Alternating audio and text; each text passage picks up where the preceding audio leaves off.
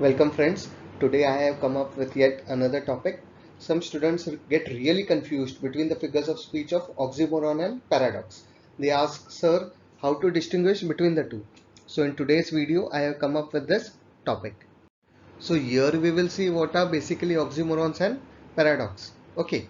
So oxymoron is basically a figure of speech where two words in a phrase contradict one another. Okay. So we'll see a few examples. So the first example is Pinky got herself a new used car this summer. So it literally means she got herself a second-hand car, right? So a new used, both are contradicting phrases, but we can understand that she has got a second-hand car. Okay. Now the second is Mrudul is clearly confused. Clear and confused, both are contradicting, but we can just understand, right? Suresh is an escaped prisoner वी से ना ये भागा हुआ कैदी है so is an escaped prisoner again contradicting two words right that is old news right then some chalks were found missing from the classroom. Found and missing. Yet again two contradicting words, right, in the same sentence. Okay. Subhash wore the shirt inside out.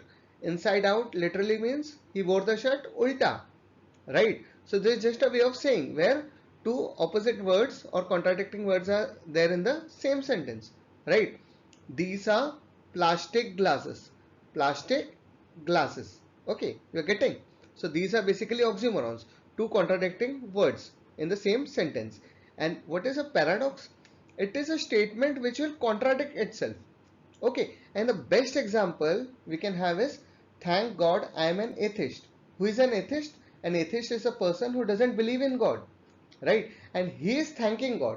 He is saying, thank God that I do not believe in God. So this sentence itself contradicts itself.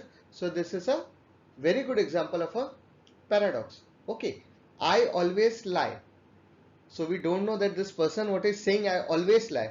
So this sentence might also be a lie, right? So this sentence is also contradicting, right? This is the beginning of the end. Beginning of the end. Okay, so paradox is basically where you are forced to think, where you are forced to ponder over a thing.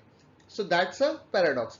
Why you are forced to think? Because the statement itself is contradicting. Okay, the only rule is to ignore all rules. Okay, right? I am nobody.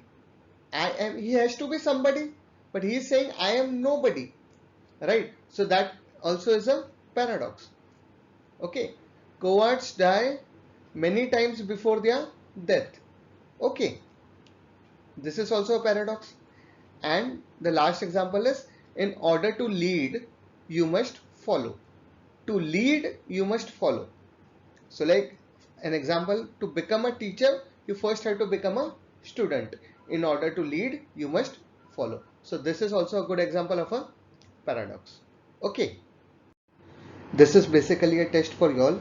Okay, so just check yourself and say whether the following statements are oxymoron or paradox, and the answers I have given in the description box. Hope you understood the concept and liked the video. Thanks a lot.